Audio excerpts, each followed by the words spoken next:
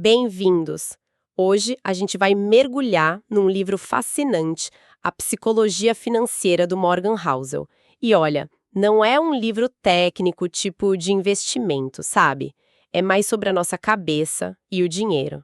Exatamente. A ideia central é até meio contraintuitiva, né?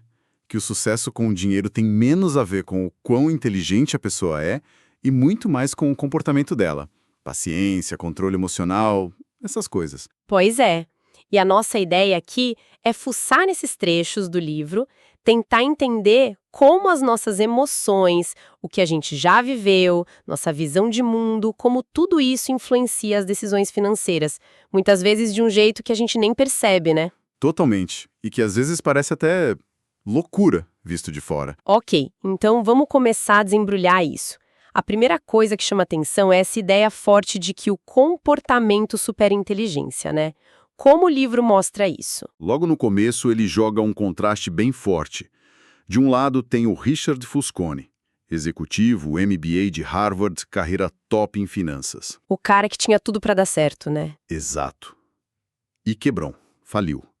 Do outro lado, o Ronald Reed, um rachineiro e frentista, uma pessoa comum, digamos assim. E o que aconteceu com ele? Ele, quietinho, sem ninguém notar, juntou 8 milhões de dólares ao longo da vida. 8 milhões. Como? Investindo. De um jeito simples, sabe? Em ações de grandes empresas, blue chips. E o principal, com paciência. Por décadas. Caramba, isso é impressionante. Um faxineiro superando um cara de Harvard. O que explica isso, então? Não foi a inteligência, pelo visto. Não mesmo. Foi o comportamento. O Reed tinha uma coisa que o Fusconi, mesmo com toda a inteligência, não teve. Paciência. E controle sobre a ganância, né? O Fusconi se alavancou demais, gastou muito, vivia no limite. Entendi. O Reed viveu de forma simples, frugal, e deixou o tempo e os juros compostos fazerem o trabalho deles. O Housel até fala que finanças talvez seja a única área onde alguém sem formação pode sim superar um expert, só por causa dessas habilidades comportamentais. Faz sentido. A gente tende a pensar em dinheiro como, sei lá, matemática, física, né? Sim. Regras exatas. Isso, e o livro argumenta que a gente deveria pensar mais como psicologia, cheia de emoção, nuances, medos, esperanças. E ele começou a escrever sobre isso justamente numa época de crise, né? Em 2008. Foi. Ele percebeu que para entender o que estava acontecendo, a crise financeira global, não adiantava só olhar os números. Precisava entender o comportamento humano, que, vamos combinar, nem sempre é lógico. Tem uma citação ótima no livro, acho que de Voltaire. A história não se repete nunca, o homem se repete sempre. Perfeito. O comportamento humano tem padrões que se repetem mesmo que as circunstâncias mudem. E isso me leva para outra ideia central do livro. Ninguém é maluco. Quer dizer, aquelas decisões que parecem completamente irracionais para a gente... Elas fazem sentido para a pessoa que está tomando a decisão. Ninguém acorda pensando, hoje vou fazer uma loucura financeira. Não. As decisões partem da experiência dela. Como assim, da experiência dela? O livro diz que o que a gente viveu, sei lá, crescer na pobreza ou na riqueza, ver inflação disparar, nascer numa época de boom econômico ou de crise ferrada, isso molda uns 80% da nossa visão de como o dinheiro funciona, mesmo que a nossa experiência seja só um pedacinho minúsculo do que acontece no mundo todo. Nossa, faz todo sentido. Quem viu os pais perderem tudo numa hiperinflação vai ter uma relação com risco totalmente diferente de quem nunca passou por isso. Exatamente. O livro dá vários exemplos, a visão sobre investir em ações, de quem nasceu nos anos 50 nos Estados Unidos, que viu o mercado meio parado na juventude, comparado com quem nasceu nos anos 70 e viu o mercado multiplicar por 10. São mundos diferentes, né? Mundos diferentes. A experiência com inflação para quem nasceu nos anos 60 versus anos 90 no Brasil, por exemplo. Ou até lembrança de eventos históricos, como a Grande Depressão. O livro cita o JFK dizendo que a família dele quase não sentiu os efeitos. Para outros, foi devastador. E o exemplo da loteria que você mencionou antes? Sim. Para quem tem mais recursos, comprar a loteria pode parecer jogar dinheiro fora. Irracional. Mas para alguém de baixa renda, talvez seja a única chance, mesmo que remota, de comprar um sonho, sabe? A esperança de uma vida muito diferente, que essa pessoa só vê de longe. Não é uma decisão financeiramente ótima, mas é compreensível dentro daquele contexto. Entendi, não é uma pura, é uma lógica diferente baseada numa realidade diferente. Exato. E tem outro ponto importante. Tudo isso de finanças modernas é muito, muito recente. Aposentadoria, como a gente conhece, acesso fácil à faculdade, fundos de índice, crédito para o povão. Verdade. Isso tem o quê? Menos de um século. É, Algumas coisas bem menos. bem menos. Algumas nem 50 anos. Então, somos todos meio novatos nesse jogo. O Housel faz uma comparação ótima.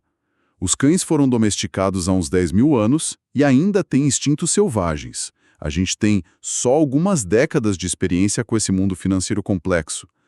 É normal nossos instintos mais antigos, nossas emoções, ainda darem as cartas muitas vezes. Falando em coisas que a gente não controla, outro capítulo que me marcou muito foi o sobre sorte e risco. A gente tende a achar que sucesso é só mérito, né? Pois é, e fracasso é só culpa. Mas o livro argumenta que sorte e risco são tipo irmãos gêmeos, onipresentes. O resultado final nunca é 100% esforço seu. E o exemplo do Bill Gates ilustra bem a sorte, né? Muito bem. Claro, ele é brilhante, esforçado. Mas o livro foca na sorte absurda que foi ele estudar na Lakeside School, uma das pouquíssimas escolas do planeta Terra que tinha um computador em 1968. Uma chance em 1 milhão, ele diz. Literalmente. Uma sorte tremenda que deu a ele e aos amigos uma vantagem inicial gigantesca. Mas aí vem o lado sombrio, que é o risco, a história do amigo dele. O Ken Evans, tão brilhante quanto Gates, tão apaixonado por computadores quanto ele. Podia muito bem ter sido cofundador da Microsoft, mas morreu num acidente de montanhismo, antes mesmo de se formar. Caramba! É o outro lado da moeda, né? Exatamente. Um risco de 1 em 1 milhão. A mesma força da sorte do Gates, só que na direção oposta. Isso mostra como é difícil, quase impossível separar o quanto de um resultado extremo vem da habilidade e o quanto vem do acaso, da sorte ou do azar. Por isso, a frase, nada é tão bom nem tão ruim quanto parece. E ele cita outros exemplos históricos, né? Tipo Vanderbilt, Rockefeller. Eles eram gênios visionários ou tiveram sorte de não serem pegos infringindo leis como a Enron foi depois? A linha é muito tênue. O Zuckerberg recusando vender o Facebook para o Yahoo foi genialidade. E o Yahoo recusando comprar a Microsoft antes foi burrice. Olhando para trás, a gente cria narrativas, mas na hora é tudo muito incerto. Então, se a sorte e o risco são tão importantes e imprevisíveis, o que a gente faz? Como a gente navega nisso? O livro sugere focar menos nos casos extremos e únicos, tipo tentar copiar o Warren Buffett vírgula por vírgula, sabe? E mais nos padrões amplos, nas lições gerais que são mais replicáveis. Tipo o quê, por exemplo? Tipo a correlação forte entre ter controle sobre o próprio tempo e a felicidade. Isso é algo mais universal do que a estratégia exata que fez o Buffett ficar bilionário. E reconhecer o papel da sorte no nosso sucesso e do risco no nosso fracasso. Isso traz humildade, né? Muita humildade. O próprio Gates disse, o sucesso é um péssimo professor. Quando a gente reconhece o acaso, fica mais pé no chão e talvez mais compreensivo com os outros também. Falando em pé no chão, o livro tem um capítulo inteiro sobre a importância da margem de segurança. O que é isso exatamente? Parece crucial para lidar com essa incerteza toda. É fundamental. Margem de segurança, ou margem para erro, é basicamente reconhecer o que o futuro é incerto e que as coisas podem e vão dar errado. É a diferença entre o que pode acontecer no pior cenário e o que precisa acontecer para o seu plano dar certo. Tipo, não contar com o ovo nu, Exato. não contar que tudo vai sair perfeito. O livro usa a analogia de construir uma ponte. Os engenheiros não projetam a ponte para aguentar só o peso exato dos carros que vão passar ali. Eles colocam uma margem enorme para aguentar muito mais. E em finanças, como seria essa margem? Ter dinheiro guardado, Isso. ter uma reserva de emergência robusta, não se endividar até o pescoço, não depender 100% de uma única fonte de renda, se possível. No planejamento para aposentadoria, por exemplo, usar estimativas de retorno dos investimentos mais conservadoras, não as mais otimistas. É se preparar para o inesperado, né? Porque o livro também fala muito sobre isso no capítulo Surpresa. A história não é um mapa confiável para o futuro. De jeito nenhum, especialmente em finanças, que é um campo que muda o tempo todo com inovação, novas tecnologias e principalmente emoções humanas. A história está cheia de eventos que nunca tinham acontecido antes, até acontecerem. A Grande Depressão, as guerras mundiais, o 11 de setembro, a Covid. Foram todas surpresas. Surpresas gigantescas. Usar o pior evento do passado como limite para o futuro é ignorar que aquele evento também foi uma surpresa na época dele. A margem de segurança te protege dessas surpresas inevitáveis, não só financeiramente, mas te dá paz de espírito para não entrar em pânico quando as coisas ficam feias. E essa paz de espírito é essencial para outra coisa que o livro aborda: a diferença entre ficar rico e continuar rico. São jogos diferentes, né? Completamente diferentes. Habilidades quase opostas, como o livro diz. Ficar rico muitas vezes envolve tomar risco, ser otimista, talvez até um pouco ousado demais. Tipo o Fuscone, que falamos no início. Exato. Já para continuar rico, o jogo muda.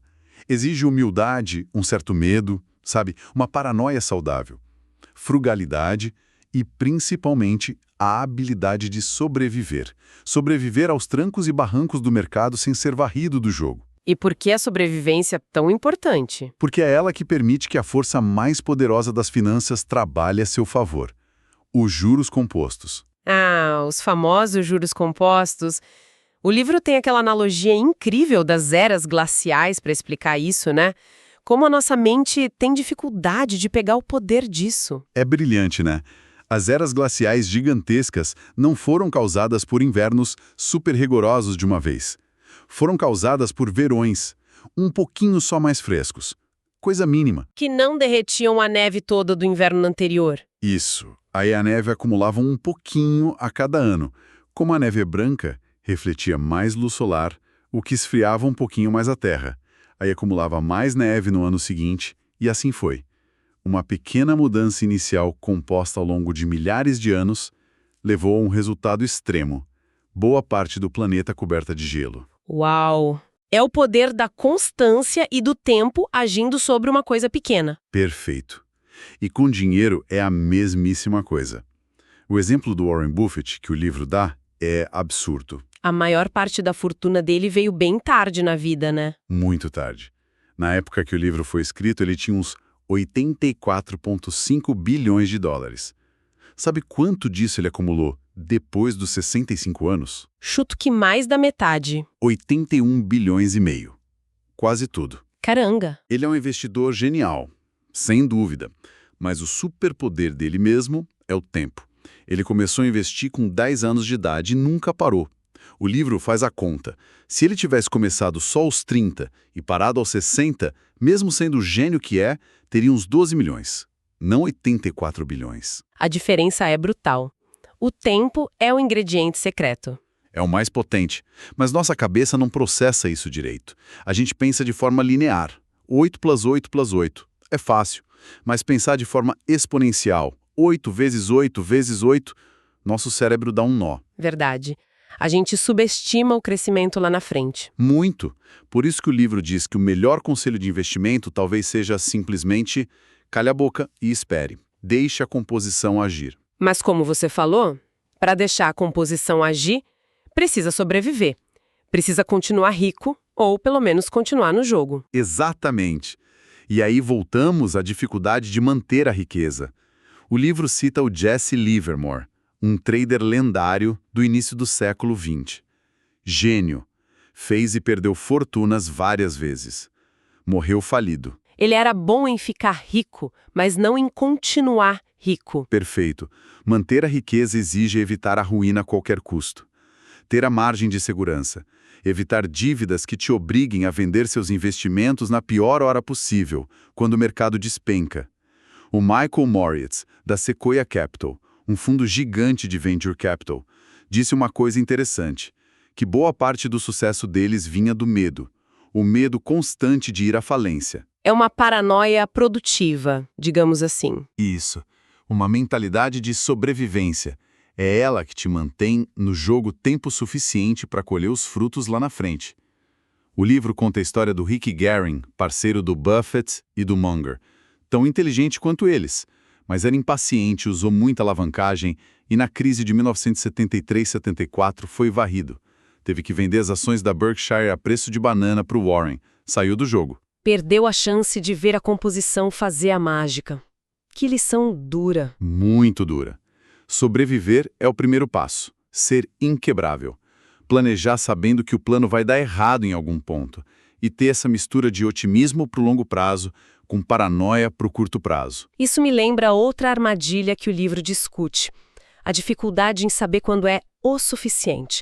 Parece que a gente está sempre correndo atrás demais. Assim, o capítulo Nada é o Suficiente.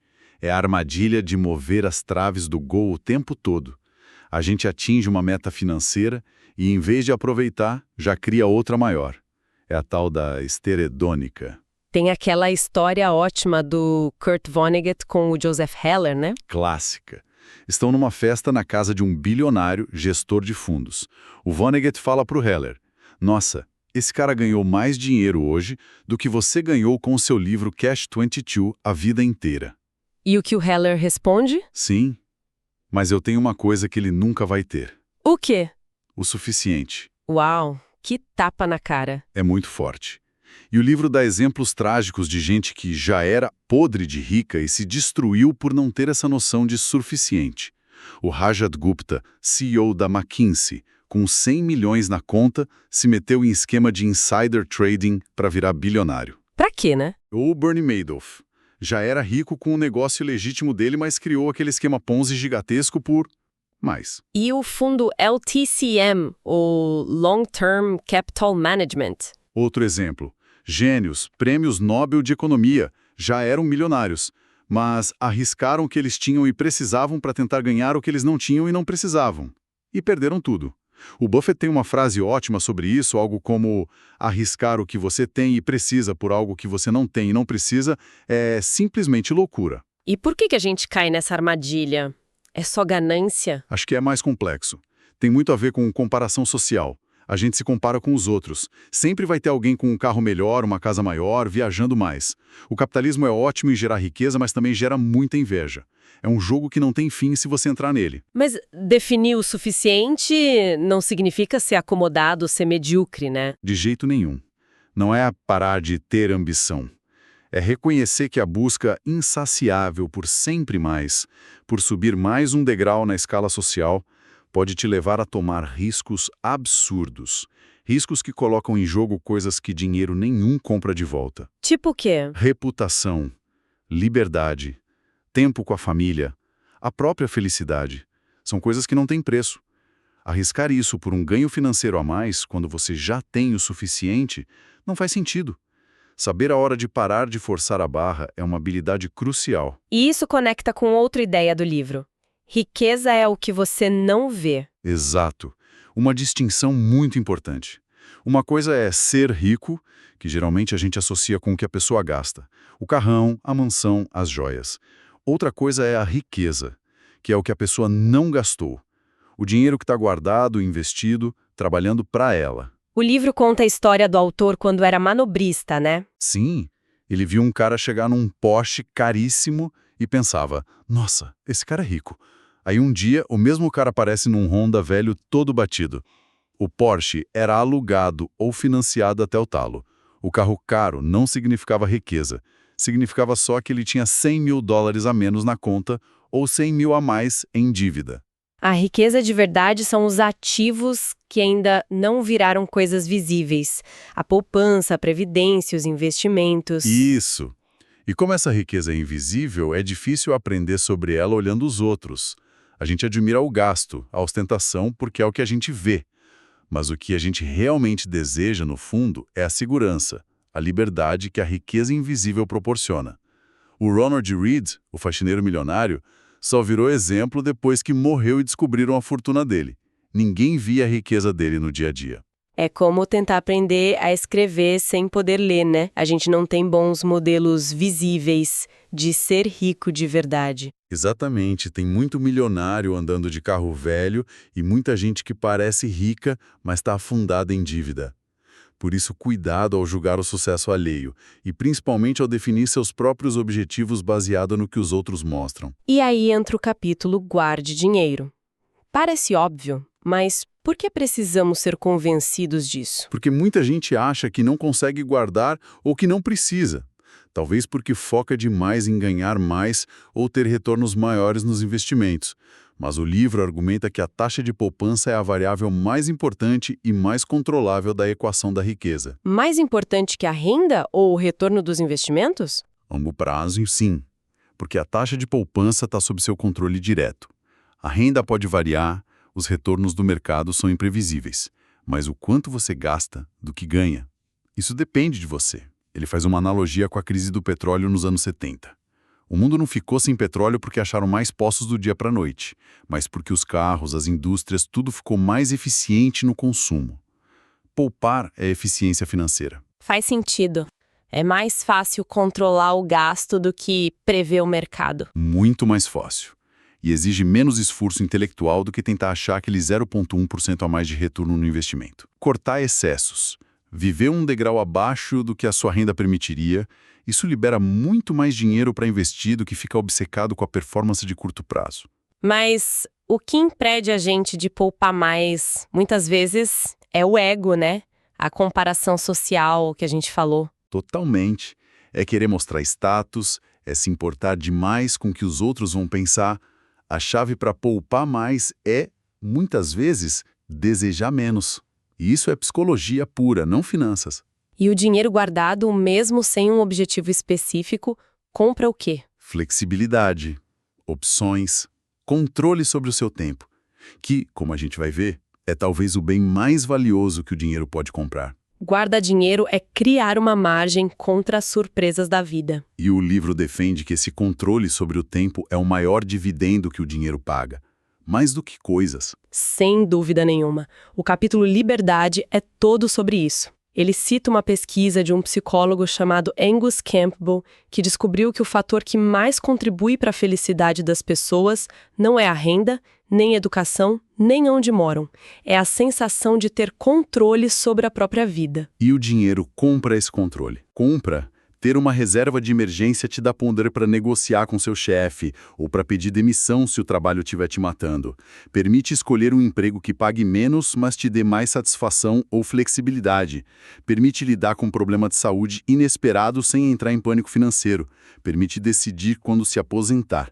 Essa liberdade vale muito mais do que o carro do ano ou bolsa de grife. O autor conta a experiência dele num banco de investimento, né? Salário altíssimo, mas zero controle sobre o tempo. Exato. Ele ganhava bem. O trabalho era intelectualmente estimulante, mas ele não tinha controle nenhum sobre a agenda dele. Trabalhava horas absurdas, fins de semana. Ele odiou. Diz que fazer algo que você ama, mas sem controle nenhum sobre como e quando fazer, pode ser tão ruim quanto fazer algo que você odeia. É um fenômeno chamado reatância psicológica. Interessante. E tem a história do Derek Sivers também. Sim, o fundador da CD Baby. Ele disse que se sentiu rico de verdade aos 22 anos, quando juntou $12 mil. Porque com aquele dinheiro ele pôde largar os empregos que não gostava e se dedicar a ser músico em tempo integral. Não foi quando ele vendeu a empresa por milhões anos depois. Foi quando ele comprou o controle do tempo dele. E o livro contrasta isso com o paradoxo americano. O país mais rico da história, mas com níveis altíssimos de estresse e preocupação. Pois é. Usamos a riqueza para comprar casas maiores, carros mais caros, mais coisas, mas muitas vezes sacrificamos o controle do nosso tempo para pagar por tudo isso. Trabalhamos mais, nos endividamos mais. E a natureza do trabalho mudou também, né? Antes era mais manual, tinha começo, meio e fim. Hoje, com o trabalho intelectual, a ferramenta é a nossa cabeça, que está sempre ligada. Exato. Mesmo que as horas oficiais de trabalho tenham diminuído para alguns, a sensação é de estar trabalhando 24/7. E-mail, WhatsApp, Slack. A gente perdeu o controle sobre as fronteiras do trabalho. Menos controle sobre tempo. E no fim das contas, o que traz felicidade, segundo a sabedoria dos mais velhos citada no livro? Relacionamentos significativos e um senso de propósito, de fazer parte de algo maior que nós mesmos. E ter controle sobre o tempo, que o dinheiro bem administrado pode comprar, facilita muito cultivar essas duas coisas. Agora, mudando um pouco de assunto, mas ainda na psicologia, tem um capítulo que achei muito contraintuitivo. Razoável é melhor que racional. Como assim? A gente não deveria buscar ser o mais racional possível com dinheiro? Deveria, em teoria, mas na prática, somos humanos, não robôs. Tentar ser 100% frio e calculista o tempo todo com dinheiro é, na maioria das vezes, insustentável. O livro defende que é melhor adotar uma estratégia que seja boa o suficiente e que você consiga manter a longo prazo do que tentar seguir a estratégia matematicamente perfeita e desistir no meio do caminho porque ela é emocionalmente difícil demais. Entendi. É tipo dieta, né? A melhor dieta não é a mais radical, é aquela que você consegue seguir. Exatamente, ótima analogia. O livro conta a história bizarra da malarioterapia para sífilis no início do século XX. Tinha uma lógica racional por trás. A febre alta matava a bactéria da sífilis. Mas imagina induzir malária de propósito em alguém. Era terrível para os pacientes. E irracional do ponto de vista humano. Hoje a gente toma remédio para baixar a febre, mesmo sabendo que a febre ajuda a combater a infecção. Por quê? Porque febre dói, é desconfortável. É uma decisão razoável, não puramente racional. E o exemplo do Harry Markowitz, o pai da teoria moderna de portfólio? Pois é. O cara que ganhou um prêmio Nobel por criar modelos matemáticos super complexos para otimizar a carteira de investimento, confessou que para cuidar do próprio dinheiro da aposentadoria dele, ele não usava nada daquilo. Sério? O que ele fazia? Uma divisão simples, 50% em ações, 50% em títulos. Por quê? Para minimizar a chance de arrependimento no futuro. Se as ações fossem mal, ele teria os títulos. Se os títulos fossem mal, ele teria as ações. Era uma decisão razoável, focada em dormir tranquilo e não em maximizar o retorno a qualquer custo. Então, coisas que parecem irracionais do ponto de vista puramente financeiro, como quitar a hipoteca da casa mesmo com juros baixos, ou investir numa empresa que você admira, mesmo que não seja a mais barata do mercado, podem ser razoáveis. Podem sim. Se a paz de espírito de não ter a dívida da casa te faz mais feliz e seguro, ótimo. Se investir em algo que você entende e gosta te ajuda a manter o investimento por mais tempo, sem vender na primeira turbulência, talvez seja melhor do que comprar algo que você não entende só porque a planilha disse que era ótimo. Ser razoável te ajuda a continuar no jogo. E falando em continuar no jogo, tem a questão da cauda longa. A ideia de que a maior parte dos resultados vem de poucos eventos ou investimentos. Isso também tem implicações psicológicas, né? Muitas. A ideia da cauda longa, long tail, é que, em muitas áreas, especialmente investimentos, a maior parte dos retornos vem de uma minoria muito pequena de acertos espetaculares. O resto, ou dá prejuízo, ou fica no 0 a 0, ou dá um retorno medíocre. O livro dá o exemplo do negociante de arte, o Heinz Berggruen. Sim, ele comprou milhares de obras de arte ao longo da vida.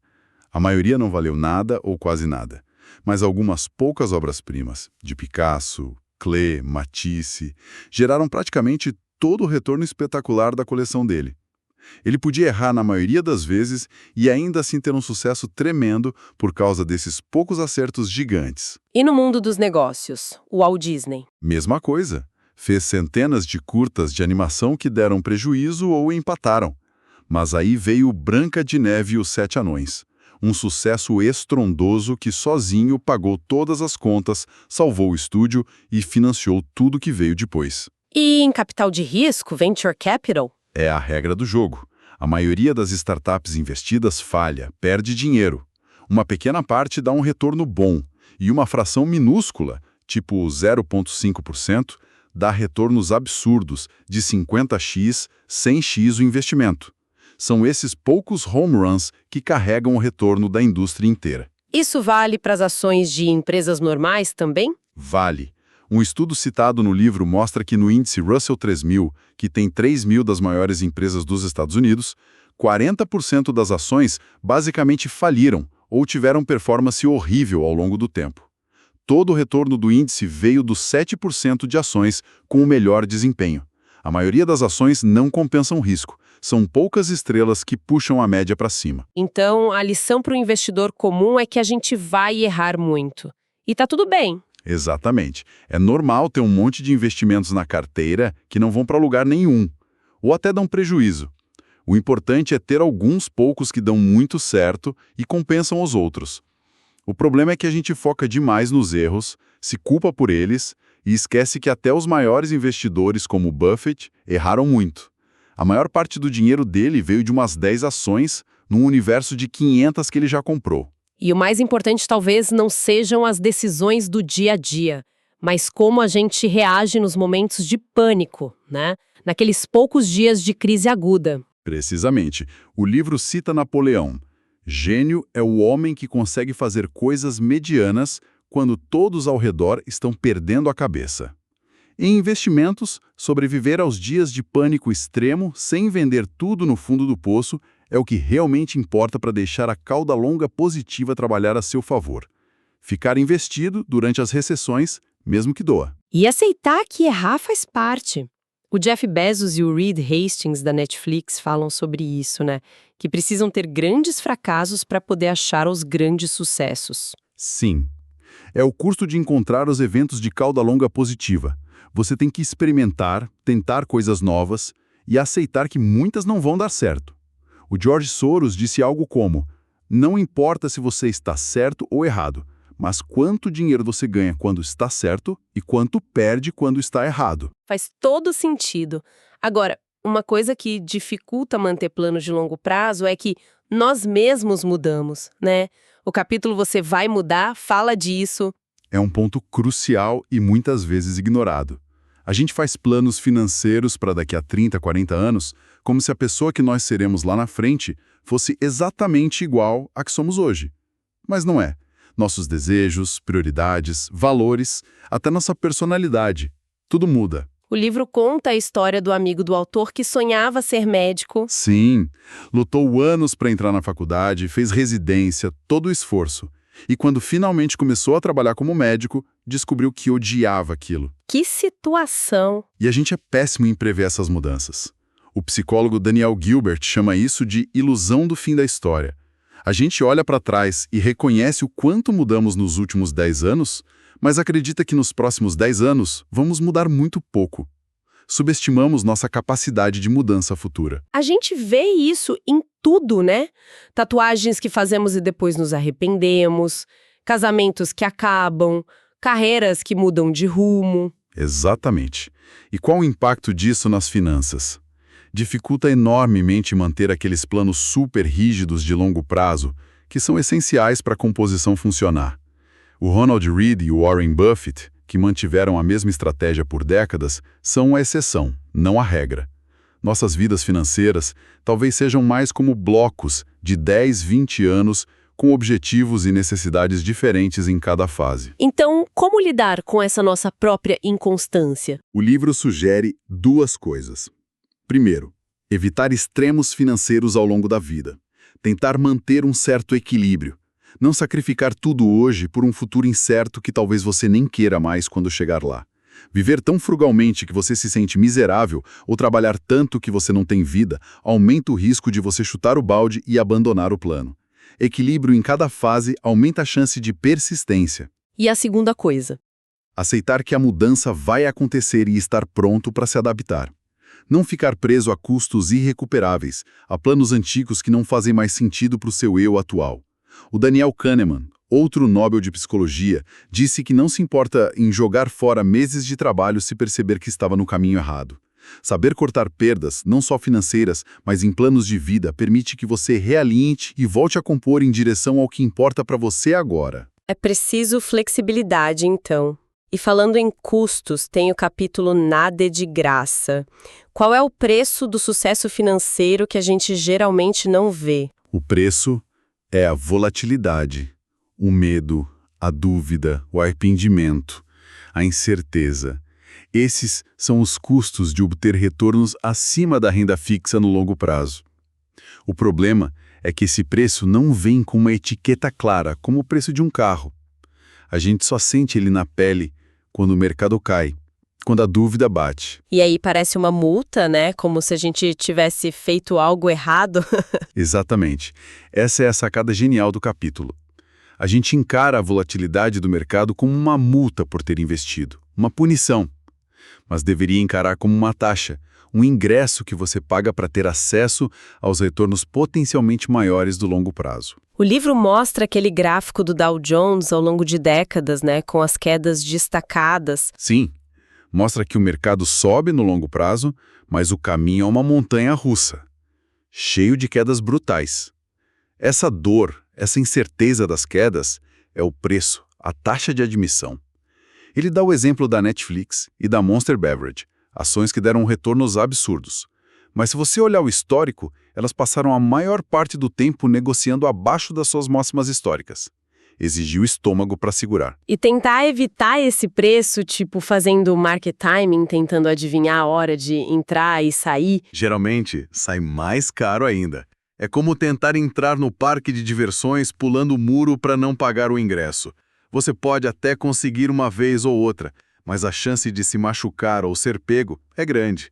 E no mercado, tentar adivinhar os movimentos de curto prazo leva a erros que custam caro. A maioria dos fundos que tenta fazer isso não consegue, e o investidor médio tem um retorno pior do que os próprios fundos em que investe, porque compra na alta e vende na baixa. É preciso aceitar a volatilidade como parte do jogo.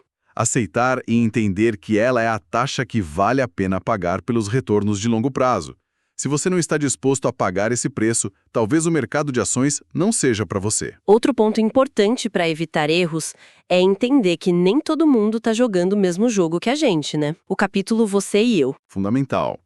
A gente tende a pegar dicas de investimento ou se comparar com o que os outros estão fazendo, sem perceber que eles podem estar jogando um jogo completamente diferente do nosso, com objetivos diferentes, prazos diferentes, tolerância a risco diferente. Como assim jogos diferentes? Pensa numa ação do Google, por exemplo.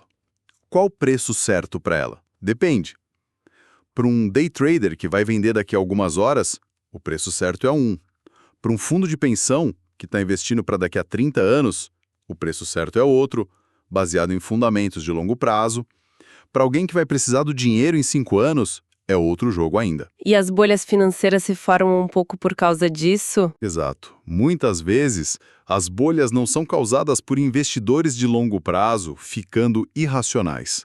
São causadas por traders de curto prazo que entram na onda do momentum, comprar porque está subindo, esperando vender mais caro logo depois. É uma estratégia racional para o jogo deles, de curto prazo. Só que a ação deles influencia o preço para todo mundo, inclusive para o investidor de longo prazo. Que acaba comprando caro para o jogo dele. Exato. Você pode estar tomando uma decisão ruim para o seu horizonte de tempo, influenciado por pessoas que estão jogando um jogo totalmente diferente. O livro cita o exemplo da bolha da internet em 99 ou da bolha imobiliária antes de 2008, com muita gente comprando imóvel só para revender rápido, os flippers. Isso vale para o consumo também, né? A gente vê o vizinho com um carrão e se sente pressionado a ter um igual, sem saber as circunstâncias dele. Sim. A gente é influenciado pelo gasto alheio, mas não sabe o jogo que a outra pessoa está jogando. Talvez ela ganhe muito mais, talvez esteja endividada, talvez tenha herdado.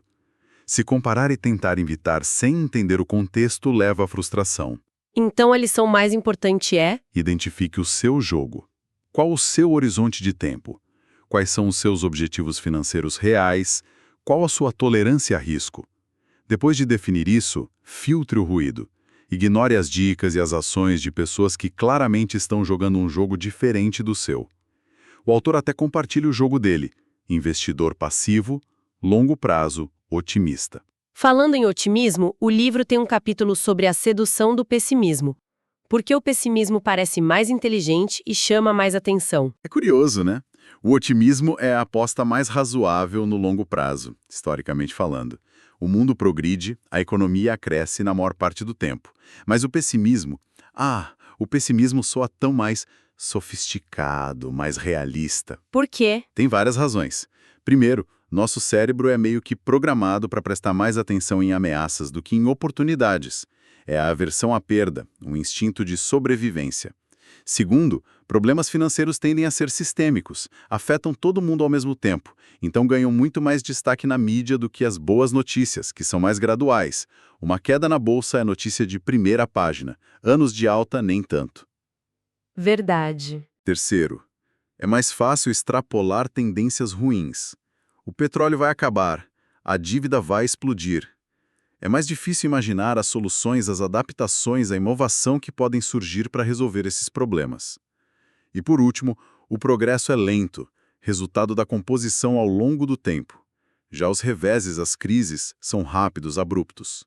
É mais fácil construir uma narrativa pessimista em cima de um evento recente do que uma otimista em cima de décadas de progresso lento. Mas no fim das contas, o otimismo costuma ser a melhor aposta para o longo prazo, né? Sim, um otimismo razoável, que reconhece que haverá percalços, mas acredita na capacidade humana de resolver problemas e na tendência de crescimento de longo prazo. E para fechar o ciclo das nossas armadilhas mentais, tem o capítulo Quando você acredita em qualquer coisa, sobre o poder das histórias. Isso. As histórias, as narrativas, são muito mais poderosas para moldar nossas crenças e decisões do que dados e estatísticas frias, especialmente quando a gente está lidando com informação limitada e riscos altos, como muitas vezes acontece em finanças. Ele usa a metáfora do alienígena visitando a Terra, né? Sim. Um alienígena olha a Terra em 2007. Prédios, fábricas, pessoas trabalhando. Olha de novo em 2009. Os mesmos prédios, as mesmas fábricas, as mesmas pessoas. Fisicamente, quase nada mudou, mas a história que a gente contava para nós mesmos sobre a economia tinha mudado drasticamente. A confiança evaporou e isso causou uma crise real gigantesca. As narrativas são forças econômicas poderosíssimas. E quando a gente está perdido, precisando de respostas em momentos de crise, a gente se agarra a qualquer história que pareça fazer sentido. Exatamente. A gente preenche as lacunas do nosso conhecimento com narrativas que se encaixam na nossa visão de mundo, mesmo que sejam incompletas ou totalmente erradas. Ouvir gurus na TV, acreditar num esquema como o do Madoff. A necessidade de uma explicação, de uma história, supera a análise fria. É por isso que a margem de segurança é tão importante. Ela te protege quando as narrativas que você acreditava se provam erradas. A gente prefere a ilusão do controle que uma boa história dá do que encarar a realidade da incerteza, né? Exato. Por isso a demanda é infinita por previsões de mercado, mesmo sabendo que a maioria falha miseravelmente. Queremos uma história sobre o futuro. Uau, cobrimos muita coisa. O livro realmente dá um panorama incrível sobre como nossa mente funciona com dinheiro. Para a gente recapitular rapidamente, quais seriam os pontos-chave? Olha, são muitos, mas tentando resumir. Humildade, reconhecer o papel da sorte e do risco, menos ego, não se comparar tanto, focar em ser razoável, não perfeitamente racional, para conseguir manter a estratégia, ter paciência, muita paciência, para deixar os juros compostos agirem. Aceitar que errar faz parte por causa da cauda longa. Isso. Usar o dinheiro para comprar controle sobre o seu tempo, que é o maior luxo.